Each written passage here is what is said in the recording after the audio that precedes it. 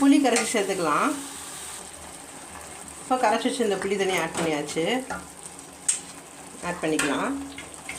கொஞ்சம் ஆட் பண்ணி இப்போ புளி தண்ணி சேர்த்தாச்சு, வேக விடலாம். இப்போ பாருங்கள், குழம்பு நல்லா கொதிக்க ஆரம்பிச்சிருச்சு, கத்திரிக்காய் வேக ஆரம்பிச்சிருச்சு.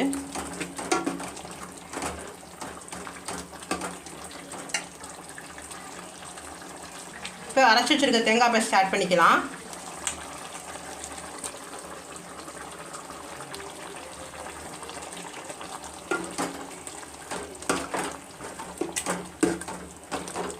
கத்திரிக்காய் மொச்சக்காய் புளி குழம்பு சூப்பராக இருக்கும். நீங்களும் ட்ரை பண்ணி பாருங்கள். இப்போ இதில் தேவையான அளவு தண்ணி ஆட் பண்ணிக்கலாம். இப்போ பாருங்கள், தேவையான அளவு தண்ணி சேர்த்தாச்சு. குழம்பு நல்லா கொதிக்கட்டும்.